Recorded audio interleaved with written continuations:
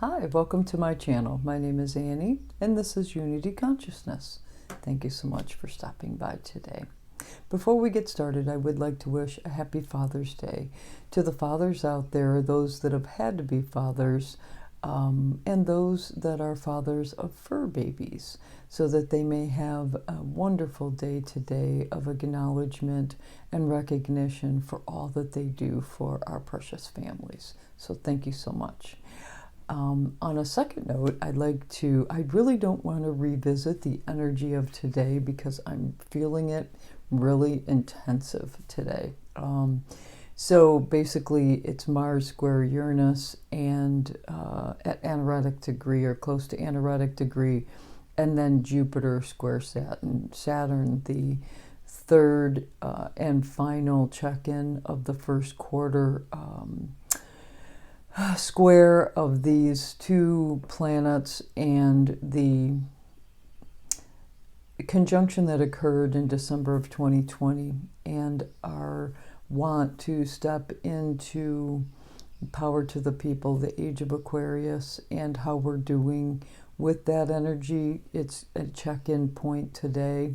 It is the third and final square of three of the first quarter check-in. Again, the last one was I think the 17th of August or right around that time, then December 14th of both of 2024, and then today. So this is a very interesting choice point for us to make a decision based on our own personal experiences and what we would like to get out of that age of Aquarius and how we're doing in that process. Now, I got two messages that came in today that was relative to not only the energy of today, but also the energy that's going to be playing out this week, and most importantly with the solstice, which occurs this week on Friday or Saturday, depending on where you're at on the planet. But the messages that came in was the past as a barometer. How if we use the past as a barometer to judge or, basically it's judge each current moment, each current split second of each moment, it can keep us from multidimensional sovereignty. And that a lot of this energy that is extremely intense, that's going to continue for the next few weeks, is coming in to clear out three-dimensional energy. It is purposeful. It is challenging. Yes, it will just zap your energy. We've got a lot of solar flares too, and a lot of a huge coronal coronal hole in the earth-facing sun face. So all of that energy can really zap you. And it's purposeful. It is truly purposeful. And I don't want to take my eyes off that. I don't want to take my attention off that. So again, I don't want to expand too much on today's energy. I'd like to continue to move forward if I could. On Tuesday of this week, we are going to have Mars is going to enter Virgo. And I think that's going to help with this energy. It's also going to help point out some ways that we may be nitpicking or judging each moment, and then translating that into or projecting into outcomes based on that. So let me explain. Mars, and when entering Virgo, is very diligent. Mars is action. It's our passion. It's diligent, it's precise, it's practical. It can be very service-oriented. We may feel the need to serve others. Just be mindful of judgment and perfectionism. And also, this is an opportunity for us to decide, what are we serving? What are we serving while Mars is in the sign of Virgo? In addition, on that day, and I feel like this energy really started coming in over the weekend, for sure yesterday, but I'm also feeling this energy this morning. We will have Chiron at 26 degrees of Eris and Eris, which is at 25 degrees of Aries, and they're going to sextile the sun in the sign of Gemini, and that's at 26 degrees, I believe. Again, this is on Tuesday.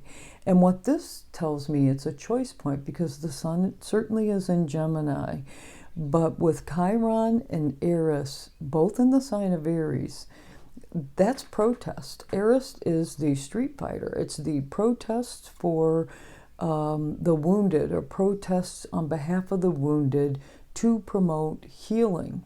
And with the sun being in Gemini, there's a choice point here, but it could also be a moment of mirroring or reflection as to see why you agree or disagree, what choice you're making based on those dynamics, and whether that has any relativity to any wounding or any healing that you may be going through. Very pivotal day, very pivotal day. And it's working with that Mars and Virgo energy so that it can provide you the diligence that's necessary as we continue to move forward through the course of the week with even more complex energy, but purposeful, that's for sure.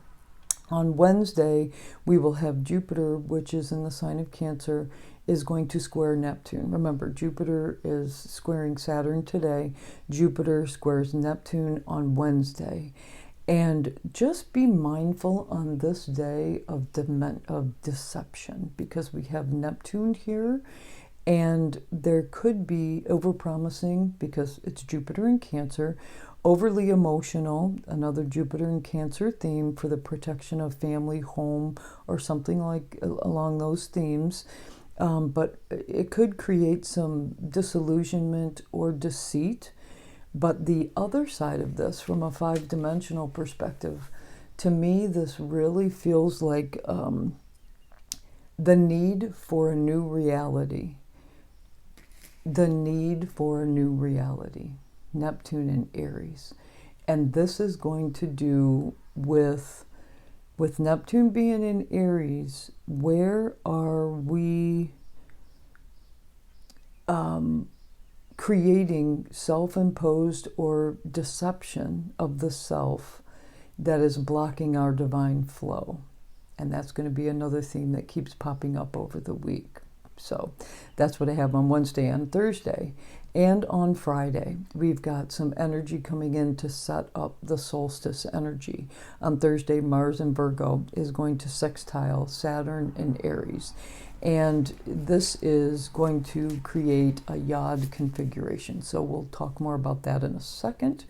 And on Friday, the day of the solstice, Mars is going to quincunx Neptune, first Saturn, then Neptune. And this, again, with the solstice, which means the sun is moving into Cancer, it's going to create 3 yods in the sky that's going to play out over the course of 3 months. First, let's talk about the sun. On Friday of this week, the sun is going to move into the sign of Cancer, which means the summer solstice. Happy summer to everyone. This is all about emotions, home, family, protection, and nurturing. That's the sun in Cancer vibe. Now, that energy, as soon as the sun steps into Cancer, it's going to start working with Mars in Virgo. That, again, grounded energy, but it's going to point out details of things. It's going to provide the diligence and precision necessary, mixed with a little practicality. Now, when you talk about Mars, that Mars in Virgo being quincunx to Saturn and Neptune, quite frankly, this is an incredible opportunity to identify with precision areas of deception, layers of conditioning, concepts, judgment at each minute, using the past as a means of prediction, or the past as a barometer, so that we can predict outcomes. And when we do that, we are limiting our outcome for potential. Absolutely. Absolutely. This is a theme we will be addressing For example, if we are in a place of judgment or even trying to determine outcomes, which we've done for so long, maybe not you, but I certainly have, and others I know, it's almost natural to perceive something and then judge it and say, if this, then that. And by doing that, without being open to the gratitude of the moment that's occurring, it really limits the outcome potential of that moment. Whereas if you just allow an energy, or we as a collective allow an energy to just be, the potential of that situation, scenario, moment in time is far greater for an outcome that is massively expansive, especially on a multidimensional level. So this is a very interesting concept that's going to be coming in this week. Let's talk about the yods so we can get very specific on some of these areas that we're going to be addressing. And again, a yod formation is basically a very long, skinny triangle. You've got an apex planet at the top of the yod, or a planet at the apex of the yod, or the top of this very skinny triangle. And then quincunx, you'll have a planet that is sextile another planet, which is also quincunx, the apex energy. Okay, which all of those elements by themselves stand alone, but when you have to work with them together because they're communicating, there's different elements here. So it's not a simple, easy conclusion to make. It's not a square that's creating a choice point. It's not a sextile asking you to do something to get something. And it's most certainly not a trine just going to happen. This is energy that can be complex, that we have to sit with, that we kind of have to pivot with, so that we can have it work or use this energy to alchemize the energy, to create something from this energy that can be very complex, so that we can get the best outcome. So the first yod is the planet Pluto in retrograde is at the apex. And then it's quincunx, Mars in Virgo. And at the other side of that, we have quincunx, Sun and Jupiter in Cancer. And again, Mars, Sun, and Jupiter are sextile each other. All those planets are quincunx Pluto. This is all about, with Pluto being the apex planet, that's where the most, the strongest energy is, the greatest potential of the energy of this yod can be extracted. Truth, transformation, sovereignty, authenticity. By using the Mars and in Virgo and Sun and Jupiter in Cancer for the purpose of unwinding perhaps is a good word, or dropping any judgments that we have, or conditioning that will reform judgments. We have the ability to transform our experience each and every moment. That's the first yod. The second yod, Haumea, planet Haumea, the Hawaiian goddess of fertility, childbirth, very, very connected, in my opinion, to Cancer energy, because it's about motherhood and nurturing and those type things, because she is the goddess of fertility. She can create from any orifice of her body, and has. So this is basically the creation of new earth, in my opinion. Haumea is at the apex of yod number 2. She is quincunx Uranus, which is now at anaretic degree of Taurus. She is quincunx Saturn and Neptune, which are in Eris.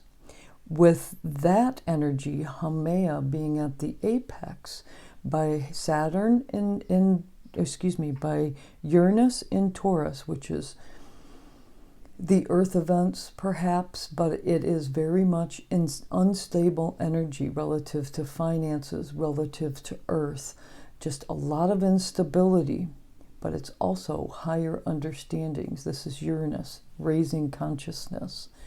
And Saturn and Neptune being in the sign of Eris, helping us understand what's keeping us from our pure essence, relative to deception, relative to limitation, even self-imposed, through that judgment that we spoke about with Yod number 1.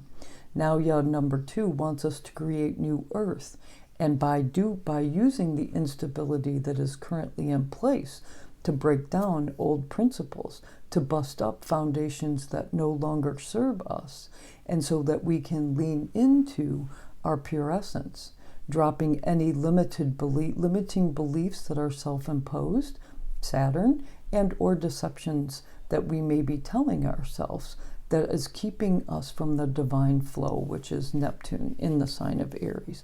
Yod number 3, Saturn and Neptune are now at the apex, the energy we just discussed.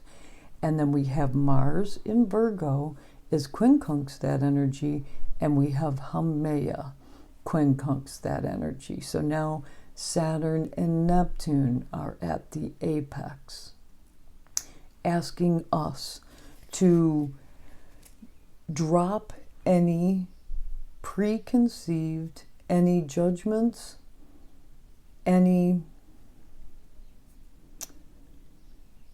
concepts, conditioning that limit us or allow us to deceive ourselves, so that we can get to and understand our pure essence on an entirely new level. These are 3 very powerful yods that will be playing out over the course of the next 3 months. Let creativity of your pure essence flow. Let it out. Watch for self-imposed limitations and deceptions here, please. Then we're going to flash forward to Saturday. We will have the North Node is going to trine Mercury in Cancer. Very easy energy.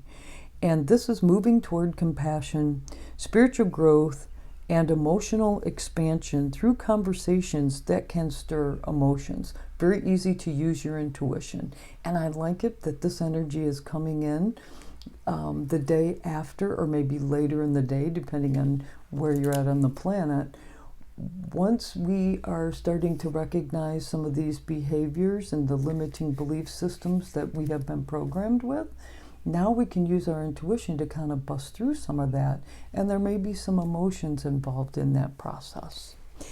And then on, this would be a week from today, on Sunday, we have Mars in the sign of Virgo is going to sextile Jupiter in Cancer, and then the Sun, which is in the sign of Cancer, is going to square Saturn in Eris. Mars sextile Jupiter is the grounded perfection of emotional grace and the protection that it offers your home and your family. I really, really like that. The Sun square Saturn in Eris is going to help us understand where our emotional selves or some emotional situation is going to pop up for transmutation and clearing, where we have limited ourselves through some level of conditioning. And it's going to, through transformation and clearing, transmutation and clearing, using the alchemy process, we can really achieve a higher level of multidimensional sovereignty. That is the end game here now. The summer solstice is affording us multi-dimensional sovereignty, working with complex dynamics through grounding your emotions, self-care and nurturing yourself and others.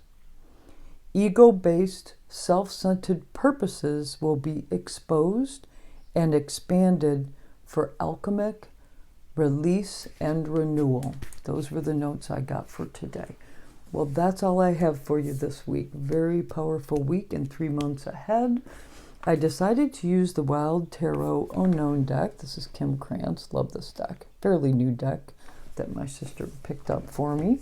And a card jumped out, and I didn't quite understand it. I'm going to go ahead and read it to you. But then I flipped the deck over, and I understand now where the second card is the basis for the card that popped out. So let's start with the first card, the Ten of Pentacles, fulfillment and abundance.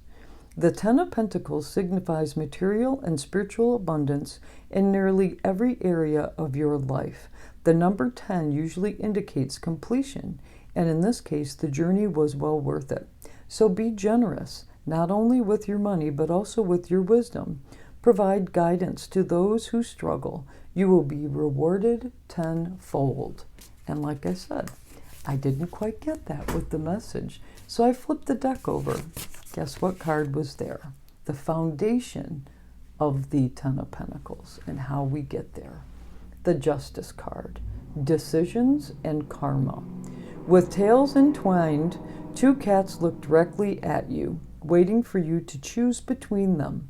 Which is right and which is wrong? The Justice card implies a weight or heaviness surrounding a choice you have to make.